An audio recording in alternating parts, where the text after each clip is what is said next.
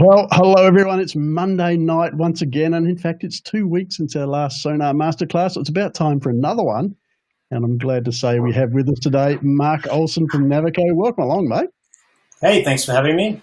Good to be here. Great to have you here. Now, mate, it takes a little while when we start these things off for our audience to arrive. You can see a few people starting to come into the room now. So, guys, if you've been to one of these masterclasses before, you know the drill. Let us know where you're coming from. Say hello in the chat box there. Give us your name and your location so we know that you're hearing us, and we'll get going in just a minute. But before we do that, let's spend a few minutes getting to know you a bit better, mate. So you're based in Sydney. You're a freshwater specialist. Yeah. I wouldn't say specialist, but I've been fishing for, since I was about 2, so 38 years. Doing everything. Grew up on the coast on the northern beaches of Sydney, so a lot of saltwater. A lot of sort of inland fishing, I guess, coastal stuff. But probably the last 20 years, I guess, I've really started to get into the freshwater stuff. So we had a little local dam near my place growing up where I sort of cut my teeth on carp and bass and redfin and that sort of stuff. And, just kind of went from there. So, I've been fishing comps and, just in my spare time now for probably, over 20 years, I suppose, seriously. But yellow belly, bass, cod, I suppose are my main freshwater targets. And then, I love chasing jewfish and snapper, and they're kind of the things I've been fixated on this year anyway. So it does vary a bit. So, All right. Yeah. So, and where do you do your freshwater fishing, mate? Favorite location? Probably, for yellow belly, it's got to be Windermere. Like that's probably the number. I suppose it'd be the mecca of yellow belly for Australia, I guess you'd say, in terms of the quality and, I love getting up to that spot and having a crack whenever I can. Glenbourne Dam. Pretty good cod there too, but it's hard to get people to talk about it. Yeah. Well, I've never targeted them, so I normally only get up there a couple of times a year. It's for the Golden Classic and maybe one other fish if I'm lucky. So I don't fish it as much as I'd like to, but never have actually spent the time to target the cod there. But definitely Copeton Dam, get up there a bit, once or twice a year. Again, it's quite a trip from home. It's a good 7 hours drive.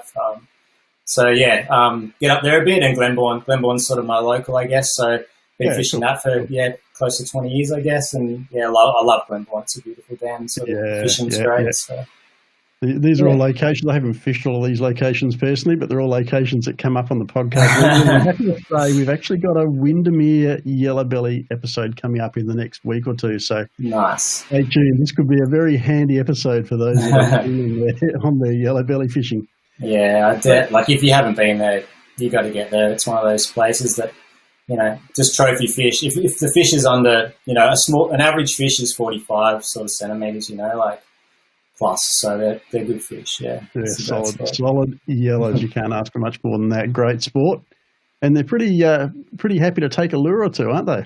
Yeah, for sure. Yeah, I suppose techniques have changed a lot over the years. Now it's really finesse. It's basically you're using brim gear, 6 pound, 8 pound, line, and maybe 8 to 12 pound leader, depending on what you want to throw, or if you want to lose your lure or get it back out of the snag sort of thing. But it's moved away from that, trolling hard bodies or casting off the bank to much more finesse.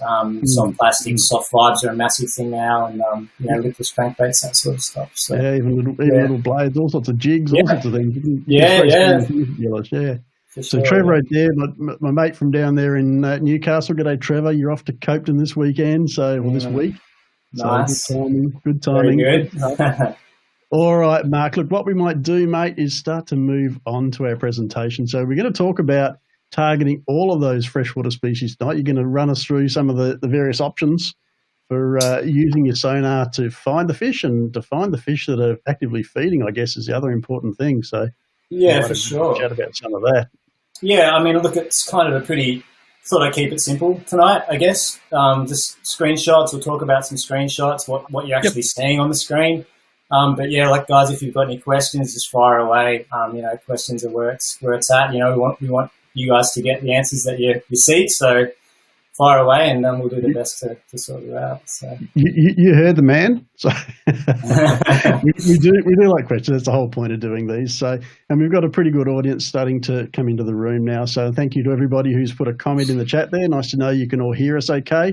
it's always hard being on the sending end of one of these, mate, because you can't see people's reactions. You can't tell whether they're able to hear you or not. So good to get that feedback. So, mate, what we might do is jump straight into some of those screenshots, if you like. So just going to get us out of the way there for a moment. Let me just pull down those names. We don't need those.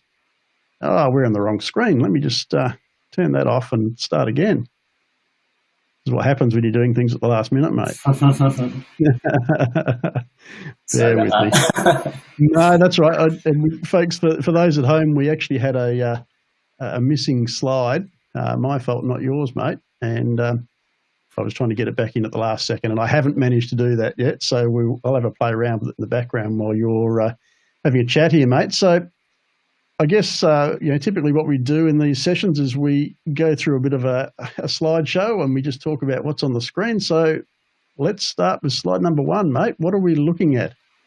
So this is a slide. Yeah. So look, basically, I've actually reached out to our pro staff team for a few slides. So I've got some great freshwater slides from Victoria from one of our pro staffers down there, Steve Galvin. So this is one of his actually. So this is actually a cod sitting off a patch of bait there. So I don't know whether you can see on the left-hand side, it's actually quite hard to see. Obviously, 2D sonar being a much lower frequency and a wider cone angle, you don't get that kind of definition. But you can definitely see on the left-hand side of the screen there, there's one big solid arch, solid target. So that's your cod, and then that sort of I suppose red section to the right of that, heading off, that's a school of, I'd assume it's probably redfin that fish is actually targeting. So I suppose this is one of the advantages of running split screens on your Lowrance or your Simrad MFDs. So being able to run your traditional sonar, so you get much better coverage of the water column, and then you can see down the bottom right-hand side there on the structure scan, the downscan side, you can actually see the individual target species, or the target, the bait, and then that cod sitting just up to the left of them there as well. So, running those in tandem is a really useful tool to not only see more fish, but actually, really distinguish what you're looking at down there as well. So, I thought that was a pretty cool, screenshot. It's pretty obvious what's going on down there. I think, for a lot of people with sonar, it's all about, I suppose, learning to trust your electronics as well. A lot of people probably see stuff like this, but they don't, I suppose they don't have faith that what they're actually looking at is a fish. Maybe they don't catch the fish, or they can't get a bite, or something like that. And it can kind of, people can get a bit, I suppose, disheartened by what they're seeing on the screen and just think, oh, maybe it's not working, or, that sort of thing. But I suppose, just because you're not catching them doesn't mean they're not there, and definitely trust what you're seeing on the screen for sure. So yeah, that's a good one there. I suppose just a quick one there too. On the top right corner there, the side scan, you can actually see the bait and the fish are actually on both sides. It's probably a little bit, it's harder for me to see now because I'm on the stream. It's a little bit smaller, but you can actually see that they're on both sides. So that tells you that the fish is actually directly underneath the boat. If it was on the side and down scan, just to one side on the side scan, then you'd know, obviously, it's off to the left or off to the right. But if you've got them on both sides, it's basically directly below you. And you can drop a lure on its head. Yeah, exactly. All right. So, let's move on. Guys, feel free, as Mark's already said, to ask questions as we go along. Questions can be about fishing as well. They don't have to just be about sounder and how to use your sonar technology. So, for sure. Love talking about fishing, guys. So fire away. This is another one from Steve. So I thought this was a really cool example of, I suppose, a few things that we do. So again, top left-hand side, you can see the sonar. You've got a really thick arch there on the bottom. So that's a single yellow belly. I think it was a 59 centimeter yellow belly from memory. I think Steve actually landed that fish. So you can see him on the sonar. And then on the right-hand side here, you can actually see on the down scan, you've got fish reveal active as well. So you can see the really defined fish target right in the middle of that green arch, and then that green arch is actually the sonar return that's been overlaid onto the down scan image. So fish reveal is like a feature that we have. It's something that we've patented. Only Lowrance and Simrad can do it.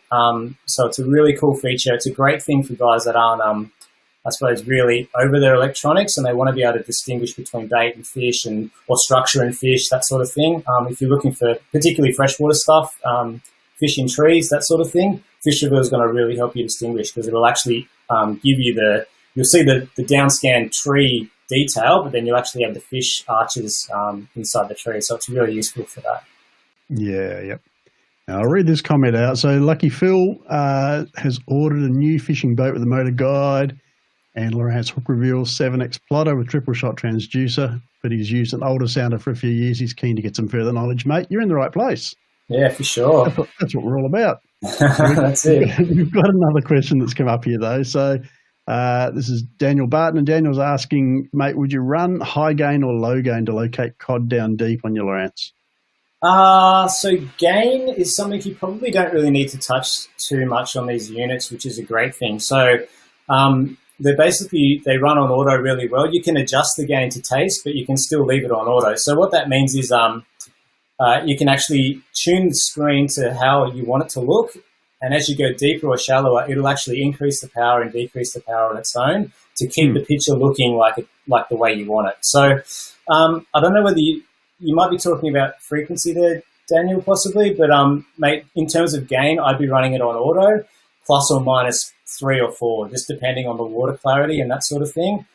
What you want to have is you don't want a super clear water column. You do want to be seeing speckles, like it's almost like think of it like rain, like rain on the screen. That's noise, and you do want to be picking that sort of stuff up. It just gives you the I suppose the evidence that the sound is sensitive enough that it's picking up the particles in the water column. A lot of people will clear they'll run their gain way too low, and they'll actually lose targets. So you'll miss bait, you might miss fish, that sort of thing. So this is a great example here on the left-hand side there. You can see those specks above the fish. They're just dark pixels basically, but that's probably where I'd want it. You could do something like adjust your surface clutter there to clear the top of the water column up. But that sort of picture for me personally is something that I really like to see a lot of noise on the screen. It just gives me the confidence that if there is anything that comes under the boat and through that beam, I'm not going to miss it. So just run it on auto, mate. Tweak it up or down a couple of points either way, just to get that nice picture, something similar to what you see on the screen there. And I think you'll be in with a good shot. Yeah, and I guess one of the points that I've picked up along the way through these masterclasses, years ago, people used to say, you'd hear the experts saying, look, don't just take your sounder out of the box and run it on auto. You need to adjust this and adjust that to get the very best out of your sounder. And to some extent, that's probably true. But there are a lot of things that have really improved in terms of what happens automatically these days, straight out the box. Oh, for sure. And Gain's probably a pretty good example of that. But yeah. Gain, range, sensitivity, they call it in other models. It's sensitivity in Lowrance, gain in Simrad. But yeah, look, I mean, the old days you used to have to really drive your unit. You used to have to tweak it all the time. If you were going deeper, you'd have to turn it up. If you were going shallower, you'd turn it down. Your range and all that sort of stuff. Nowadays, it's pretty well, they're smart. They've got a computer inside them. They're a lot smarter than us. And, I'd probably argue that you could run it better on auto and you'll get a better picture than you could on full manual anyway. Yep. Unless you were end of the day, you want to fish, you don't want to be sitting there playing with your sounder all day. You want to be able to set it, be confident that what you're seeing is underneath the boat and you're not going to miss anything. And then you can concentrate on actually trying to get the hooks into it. So. Yep, absolutely. So we've got a question come up here. This is a fishing question rather than a sonar, but George Gray fishes Lake Sinclair a lot. He'd like to spend more time at Glenbourne. What tips do you have for a successful day on the water at Glenbourne? I haven't actually fished Glenbourne, mate, so I'm hoping you have, because I can't really contribute to this very much. Yeah, well, I mean, look, I suppose if he fishes Sinclair a lot, he's in with a good shot, because Sinclair and Glenbourne generally do fish pretty similar.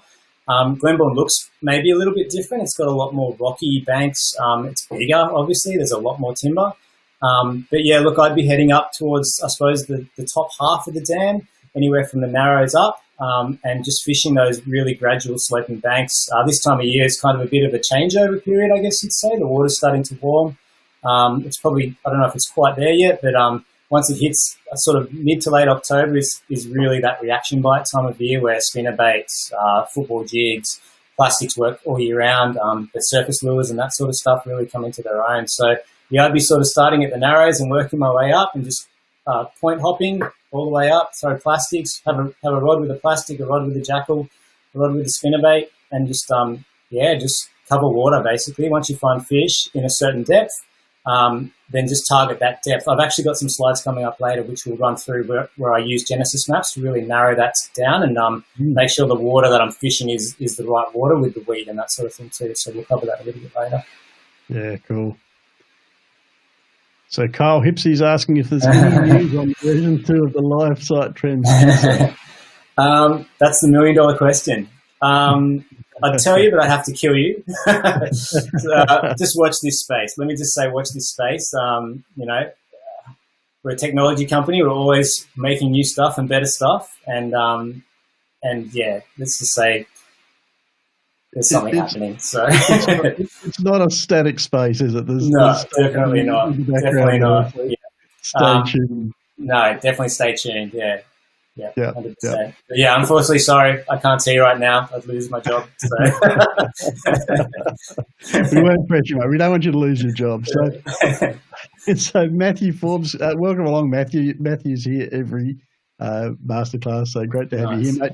So he finds his side scan to be the most beautiful part of his sounder. Why do people still run standard sonar? There's some good reasons still to use standard sonar, isn't there? 100%, yeah, for sure. I mean, look, I suppose the advantages with standard sonar are around the coverage and frequency, so range. I mean, look, anything over sort of 40, 50 meters, you basically have to use 2D sonar because it is lower frequency. It's going to penetrate further.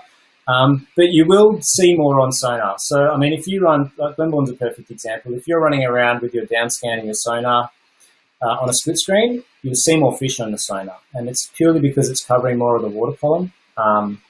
So running it on downscan, I mean, look, you'll get a better idea of bait. You'll see, I suppose, more detail, but you won't see as much as you will see on sonar. So I definitely run them side by side all the time. I have basically two splits or 2 pages that I use when I'm fishing freshwater. One's just a sonar downscan split on the top of the screen, and then the bottom is just a full page side scan, left and right. And that's I suppose my search page that I use when I'm just driving around looking for fish. And then the other one is the same, but I'll actually run a chart on the top panel as well. So the top panel is split into 3. I'll have sonar, downscan, and chart. And then again, along the bottom, side scan. So I suppose the tip with that is always have your side scan as wide as you can because that is shooting out really, really wide. So yeah, you don't want to be kind of trying to compress 100 meters of bank into a 3 or 4 inch area of screen. You're just not going to see any detail. So. I've just been scrolling through your slides, mate, to see whether you had something that showed that, but unfortunately not this time. Another question from Kyle. So, is there anywhere to get tempered glass screen protectors for the HDS Lives in Australia? Not that I've seen. I made this mistake when I bought my first HDS Touch. Actually, I went online and I actually bought a screen protector for it.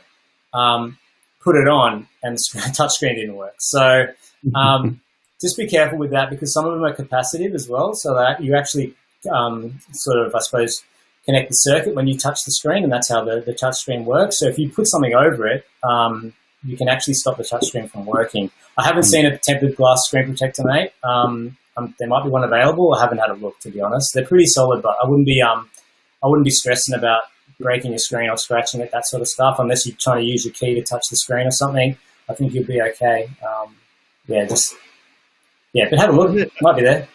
It's a little bit different to a mobile phone or something like that, I guess, in that it's not in your pocket with a set of car keys and exactly. Yeah, unless you're a terrible cast and you're just belting lures into it or something. Yeah, no, that would never happen on my boat, mate. So Don Cross is asking if there's a Lowrance sounder that's better suited to freshwater fishing. Not at all. No, I mean, look, I suppose the only difference between the models is the features that you get with them. So it doesn't matter whether it's a hook reveal or a HDS Live, they're all suited perfectly to freshwater fishing, and saltwater for that matter. I suppose the only limitations are around depth with the hook reveal. They're designed as an inshore unit, so anything over probably 100 meters, you'd want to be looking at a TI or a HDS. But yeah, look, there's no particular model that's built for freshwater. Freshwater is fantastic for sonar. So, I mean, a saltwater sonar is going to work better in freshwater anyway. So, yeah, they're all fine. I suppose it's just trying to find the unit that best suits your needs and what you want to do with it, and your budget, of course, But I suppose that's a beautiful thing with Lowrance. You don't have to spend a lot of money and you get a lot of features nowadays. So it's pretty good. All right, mate, let's bring up another another screenshot and we can have a bit of a chat about what we're looking at here. Yeah. Okay. So this is a shot of Glenbourne actually. So I thought this would be really useful just to kind of show the audience a little bit about what we do with Genesis. So Genesis is our social mapping feature that we have. You can also do it live on basically all our units now as well. But it's a feature where you can basically log on to our CMAP Genesis website. You can create an account. You can register your unit, and as long as your unit's not a Hook X unit, you can actually download specific charts for your area. So where this comes into play is places like Glenbourne, Copton, St Clair, a lot of those Southeast Queensland dams in Victoria as well. A lot of them have been mapped. So I use this as, this is priceless to me really. Like when it comes to chasing bass and yellowbelly for that matter, I use this chart. It's basically the first thing I set up when I get on the water is I'll get out there and I'll start searching and looking for where the weed beds are. Obviously, dams fluctuate. The water level comes up and down. Weed beds die off. New weed beds emerge. So you really got to, basically every time you go there, unless you're there every weekend, you're going to have to try and find where the weed bed's sitting because obviously that holds the bait and that holds the fish in turn. So what I do is I'll head out onto the dam. I'll actually sound around. I'll look for I've got my points I sort of go to all the time, and I'll just sound off and up and look for where the weed's holding or where the fish are holding. And then what I'll actually do is customize my Genesis map, and I'll highlight the depth range where that weed or that fish is sitting in. The advantage of doing that is you can zoom back out, and it all of a sudden really highlights areas on the lake that are going to be holding the water and the bait and the weed that you want to fish. So looking at this screenshot, it's a good example. So I sort of took the screenshot here because of those top 2 points on the right-hand side. You can see there, particularly the one in the middle of the screen, that big pink area there, that's prime water. So that's sort of 5 to 6 meter depth. I've really highlighted. And I know straight away by looking at that I can drive straight up to that spot and I'm going to have a nice big plateau of like perfect water. There's probably going to be a really good healthy weed bed there, lots of bait and lots of fish. So in terms of saving time, or if you're fishing somewhere you're not familiar with, this is priceless, guys. Like it's something that probably people don't utilize enough, and it's really is a game changer. Yeah, because once you find the area, it's you just replicate it basically. It's all about repeating patterns. So yeah, it really does change the way I fish for sure. Yeah, cool. So a couple of questions coming up, mate. So we might just deviate from the slideshow and talk about those. So how can I make my HDS G2 side scan better? Make it better. I suppose the most important things for side scan are obviously turbulent water. You want to try and avoid that at all costs. So nice clear water. Make sure your transducer's in a good spot that's getting nice clean water with no bubbles, no aeration, that sort of stuff. And the next one that people kind of overlook a bit is actually getting the transducer parallel to the seafloor. So a lot of guys will actually kick their transducer down so it reads better at speed. But what it actually does is it shoots the side scan forward. It sort of skews the image, I guess you'd say, and it can actually ruin the side scan image quite a bit. So if you make sure you try and get your structure scan transducer, your long one, on the Gen 2 it'll be an LSS2, most probably. Try and get that nice and parallel. So even if it's getting on the boat and just idling along because that's the speed you're using it at, getting an angle on what the boat's sitting at for that angle, and then trying to get your structure scan transducer as close to parallel or as close to perfectly horizontal as you can. That's going to really put you in a good position to get a nice crisp side scan image. So anything if you want to get it better than that, you're going to have to upgrade to a HDS Live or something like that because obviously the newer units have got better active imaging and stuff like that where the side scan is a lot better. So.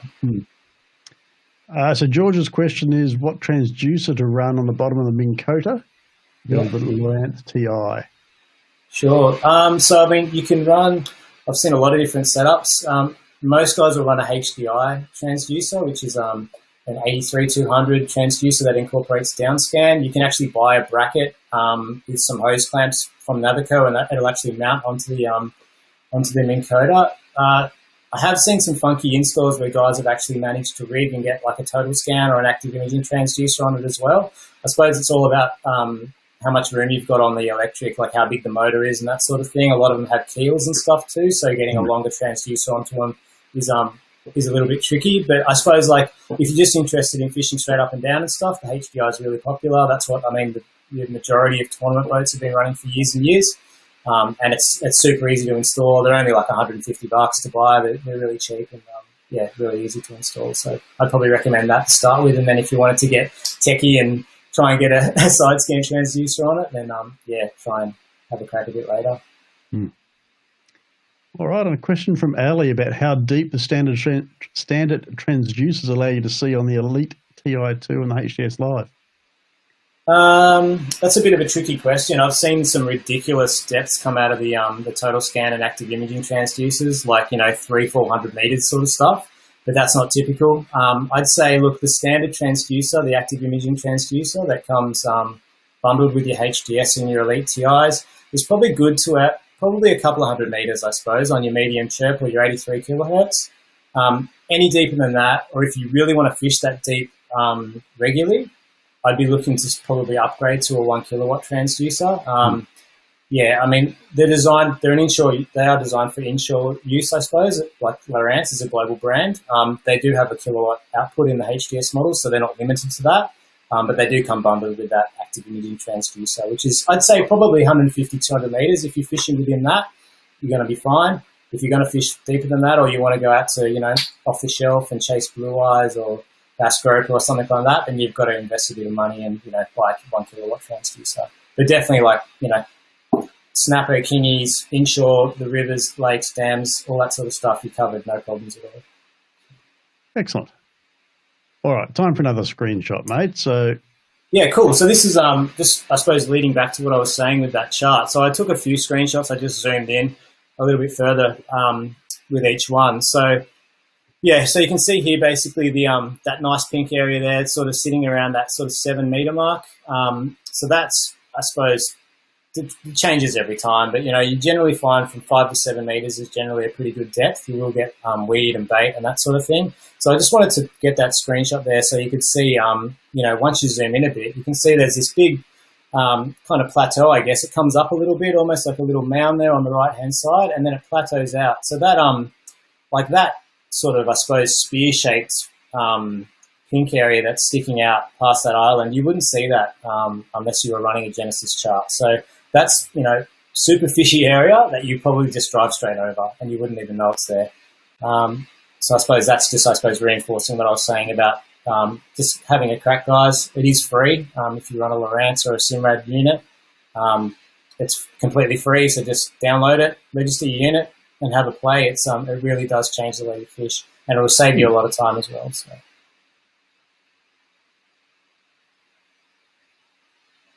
Next one, mate. That's the next one.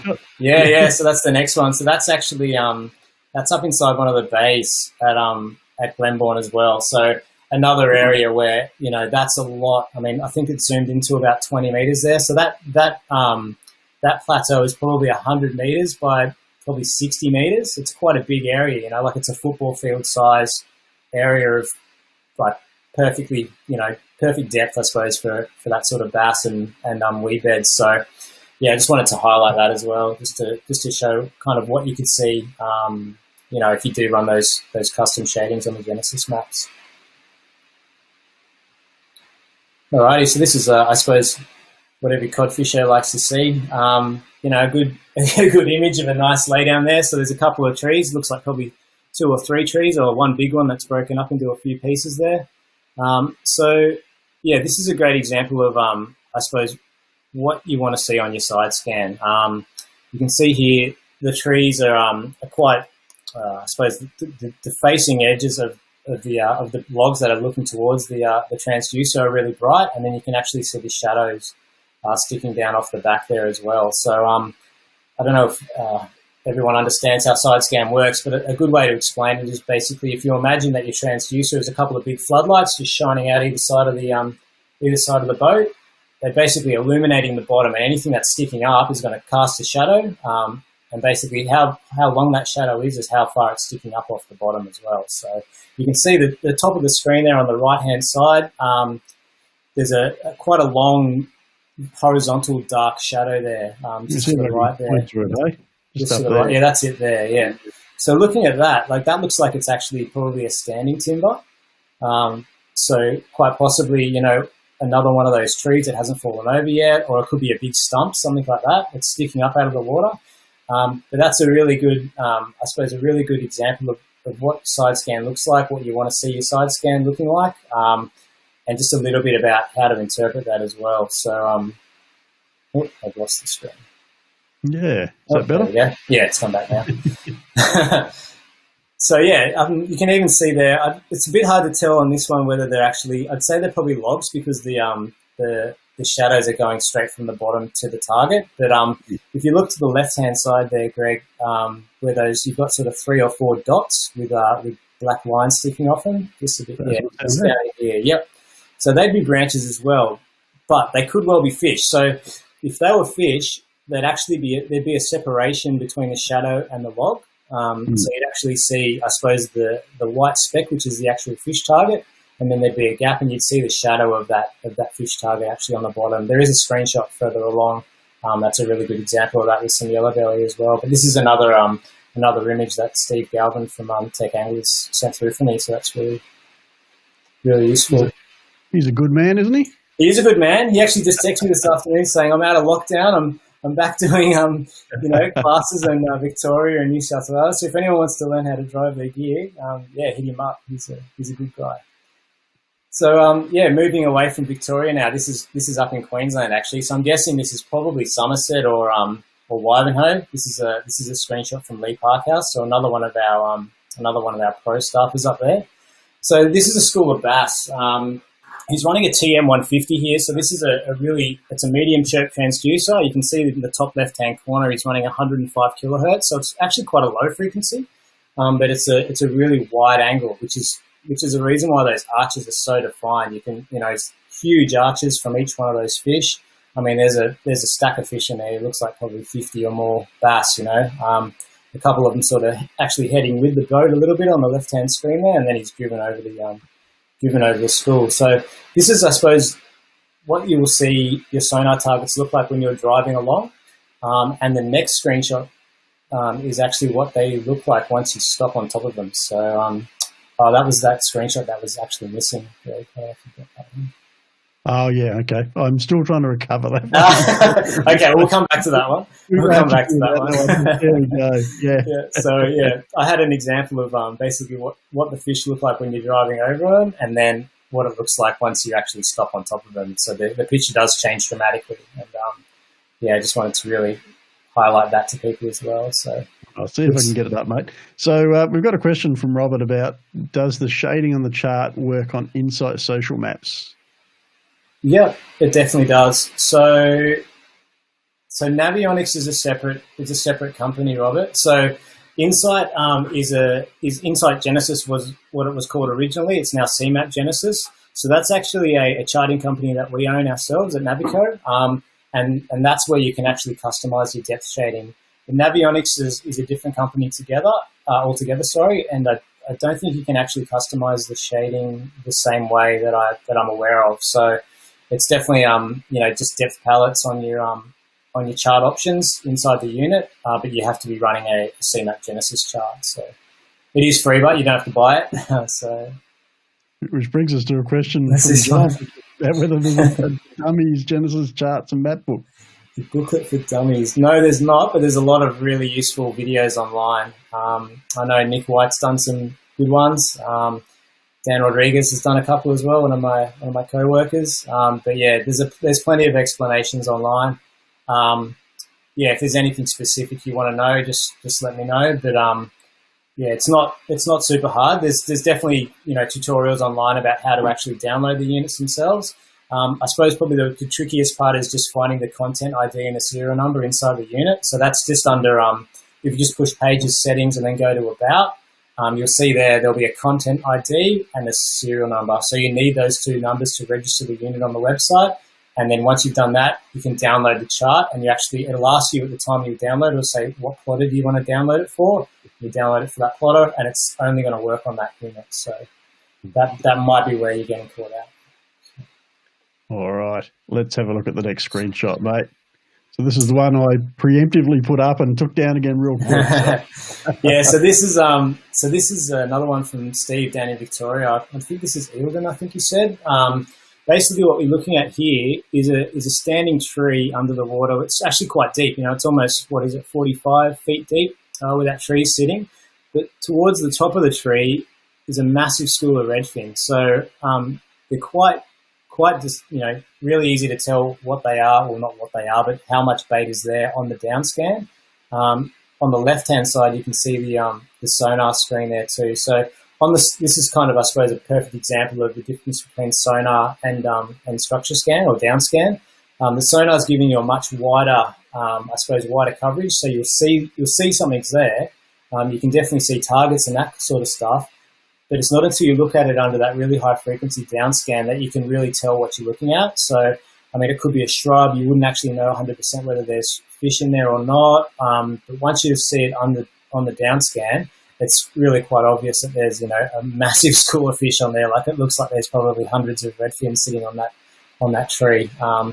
Again, down the bottom on the side scan there too, you can see that he's actually driven pretty well over the top of it. Not quite. It is sitting slightly off to the right-hand side of the boat. So, yeah, another good thing about, I suppose, having your situational awareness when you're driving around, having that side scan going at the same time. You might see something on the down scan, but it's not until you look at the side scan you think, oh, it's actually just sitting just off to the right or just off to the left or smack bang underneath me if it's on both sides of the screen. So, yeah, I just thought that was a really cool screenshot of I suppose the difference between the sonar and the down scan, and just seeing the level of detail on the down scan there too. All right, let's move on to another one. All right, so this is a school of yellow belly. So it's actually quite a big school, and they look like they're spread out pretty well as well. So again, looking at he's running fish reveal here too. So on the top left hand side of the screen, you can see the 2D sonar. You can see some really big targets there, I suppose, at the top of the school, and then possibly some smaller ones down further. They could actually be bait or something like that too, or smaller fish. And then on the right-hand side of the screen, you can see the down scan. So that's where it's really kind of, you can actually count how many fish are there underneath the boat if you really wanted to. It can be exciting or it can be frustrating depending on what sort of a day. 100%. Yeah, you could do your own head in if you can't catch them for sure. But the other cool thing about it is if you look down below at the side scan there, you can see those fish. That school actually shoots right out to those, probably 60 meters either side. I think, is he in meters or feet? I can't see over the Lowrance logo, but he's basically got the unit set to, I think it must be 30 meters, I'm thinking. And so he's looking 30 meters each side of the boat, and you can see there's fish going right out to either side of the boat there. Yeah, in meters, yeah. It is meters, yeah. Yeah. So going back to how I was talking about the shadows too, on the left-hand side there, you can see you can actually see the fish targets and then the separate shadows there as well. So that is a good example. They're up off the bottom. 100%. Can you get a sense from that of how far off the bottom they are? Obviously on your down scan you can, but can you get any kind of sense from your side scan? I suppose you can from the size of the shadow and how far away it is from the fish. So the closer the shadow and the fish target are together, the closer that target is to the bottom. As the target comes up off the bottom, it's obviously going to shoot, that shadow is going to shoot out to the side, and the further it is away from the target, the further that thing is off the bottom as well. So I'd say looking at that left-hand side of the side scan and the down scan image, it gives you a pretty good idea. So that those top few targets, those top three that are sort of highlighted by the fish reveal, they're about mid-water. Yep. And then you can see the shadows from them way out to the left-hand side of the screen. So they would be those furthest shadows, like sitting just on the edge of that 455 kilohertz, those top sort of 4 or 5 shadows. Oh, there you go. Steve's just replied he had kids in the boat, so it was set to meters. Keeping it metric, mate. Like it. And folks, I've just put a link up as well. I didn't realise Steve was with us tonight, but I put a link up as well to Steve's Facebook. So if you are looking for some help with your sonar and you want somebody to give you a hand, get in touch with Steve and he'll be able to put you on the right track. So yeah, for sure. And if for any Queenslanders too, we do have another gentleman who's got a similar business name. It's Tech Fishing. He's up in southeast Queensland too, Nick White. So if you've got anyone up there, he's another really good guy. is a good saltwater guy, and Mr. Galvin's a really good freshwater guy. So we've got both covered. Excellent, excellent. And folks, I've had Nick White on the podcast a couple of times. He's helped us with threadfin salmon, and he's helped us with flathead in the deep water, and both times he was using his sonar, and that's the show notes there. If anyone here is an ALF podcast listener, the show notes have got all his contact details, so zap over there and you'll be able to contact him through there. Yeah, threadfin and flathead are his specialty, aren't they? Yeah, so but I think he knows them all by name in the river there. Well, I think he's on a first-name basis, definitely, with those big 100%. flathead jumping. Yeah. So we've got a question from Joshua. So on the top left screenshot, there's that line at 3 meters. On my TI2, I get that, but a more defined zigzag. Can you explain what this is, please? Defined zigzag. So, I mean, there's a couple of things it could be. I'm not sure where you are, Joshua, but I mean, it could be something like a thermocline. It could be a sediment layer in the water as well. Sometimes you might catch an echo where you might get a bit of a force return sometimes here or there. But it's a little bit hard to tell exactly what it is. So like that one there being in fresh water, I'd say it's probably more than likely a thermocline. You can also get funny little artifacts from things like outboard motors and things like that. You might be catching an echo off the side of your leg or something like that, and that can actually cause like a force return in the bottom. So yeah, it's a little bit hard. I suppose every boat's different, every install's different. So yeah, being able to tell you exactly what it is without actually seeing your boat and that sort of thing, mate, it's a little bit tricky. But yeah, I'd say, look, if you're fishing freshwater and that sort of thing, I'd say it's more than likely a thermocline. Yeah. Typically thermoclines are strongest as well in summer and late autumn. So through winter and spring, often there's no thermocline. So it can be, time of year can tell you something about what it might be as well. Yeah, for sure. So a question here from Ali. She's ordered a 6.5 metre boat and she's trying to decide between a 9-inch HDS or a 12-inch Elite TI2. Which would you recommend? I suppose it comes down to what sort of fishing you're doing, Ali. Look, if you're going to fish offshore, fishing saltwater and that sort of thing, I'd probably lean towards the HDS because it just gives you a little bit more flexibility in regards to future-proofing yourself. So, I mean, a 6.5 metre boat's a pretty big boat. You could be going offshore. You might be going right out, chasing blue eye or fishing the bottom in, 300 or 400 metres plus. I'm not quite sure what sort of fishing you do, but a 6.5 metre boat's a pretty big boat. I probably would be leaning towards the HDS. If you were fishing just inside the estuaries and the rivers, the lakes like we're looking at today, either one's going to do the job for you fine. I suppose another thing to look at is if you ever wanted to add something like an autopilot or a radar, something like that. If you ever wanted to add any of those peripheral sort of add-ons, then you'll need to go towards a HDS. Yeah, it's a little bit of a tricky one because, I mean, they both do an awesome job, but it kind of depends on what you want to do. So, like, if you were a game fisher or something like that, I'd say straight away go for the HDS. Whereas if you're like basically just an estuary fisher, I'd say the TI is going to do the job for you really well. So, if you want to comment exactly what you're into, I can narrow it down a bit more. But yeah, it's a little bit hard to narrow it down just on, like, there's no perfect unit for everything. I suppose the HDS is going to do everything better, but yeah, you really you kind of need to. I need to know what you're going to do with it before I can tell you the right information.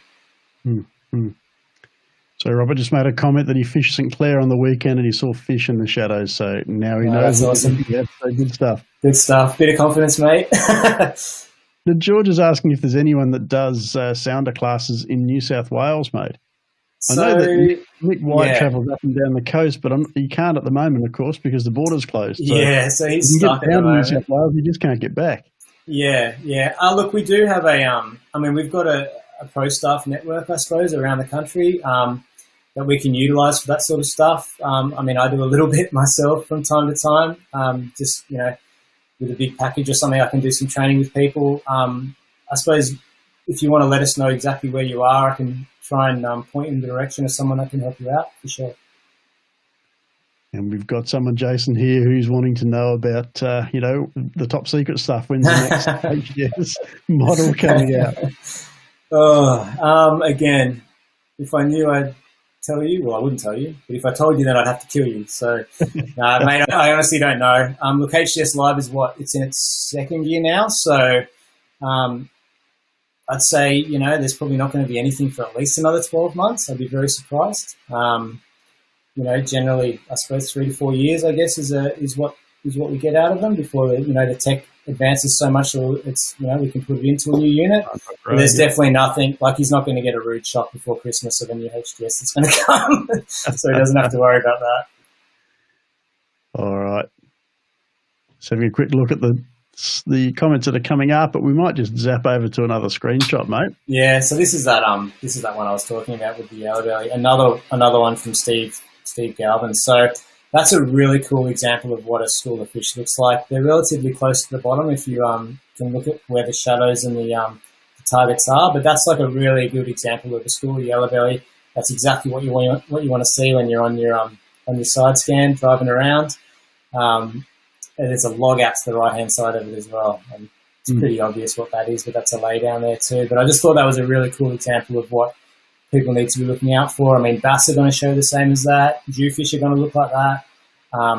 You know, brim, any of that sort of estuary species, that school up, they're going to show up like that. So if you're seeing that on your screen, guys, get your lure in there, that's for sure.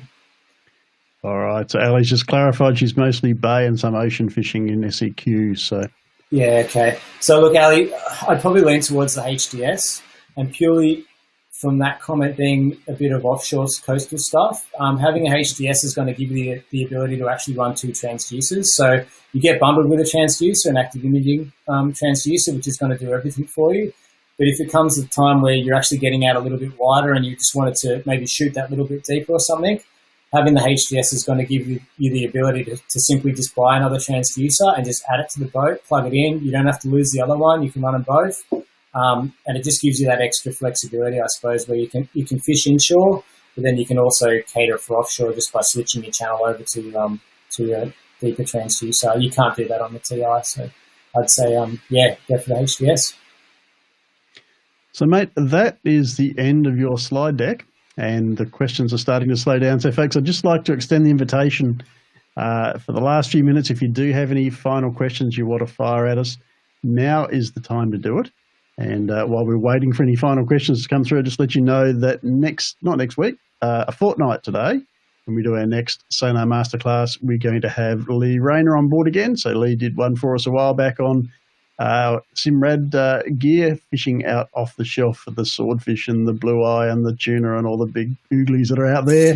This time, though, he's going to take us out onto Port Phillip Bay, or I'm not sure whether it's Port Phillip or Western Port he's going to take us onto, but he's going to take us snapper fishing anyway. So that'll be good, and we look forward to having Lee on the show again. So look, there's no more questions coming through, mate. So I guess we've done well. You've done it in record time. Yeah. Smashed it. So, well, thank you for coming along. I want to thank all of our viewers today for the great questions that have been posed. Some awesome stuff. The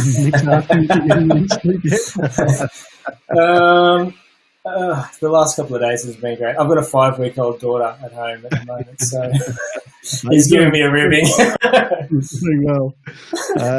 Trevor Adair, what would a catfish hole or nest show as? Yeah, for sure. You definitely see them. Look, you just see it as an indent in the bottom. You probably see a highlighted area and then the shadow from the inside. But yeah, 100% catfish holes, brim holes, they all show up. I mean, look, even on, I think you can even see some like big flathead lies and that sort of things will actually show up if your range is set right. Probably if you're looking for that kind of level of detail on the bottom, I'd be setting your range pretty narrow. So particularly on the side scan, you'd want to be probably 3 times the depth, something around 20 meters range, I guess, max, if you want to really sort of dial in on that smaller stuff. But yeah, you definitely can see it, mate. Any changes in the bottom. I mean, look, even like changes from rock to clay, sand to mud, that sort of stuff, you will see all that sort of detail 100% without a problem. Good stuff. All right, guys. Look, thank you very much. Thank you again, Mark, for coming along and speaking to us. It's been fantastic. Thanks for your time. We look forward to doing it all again in a couple of weeks' time, mate. Awesome. That's it.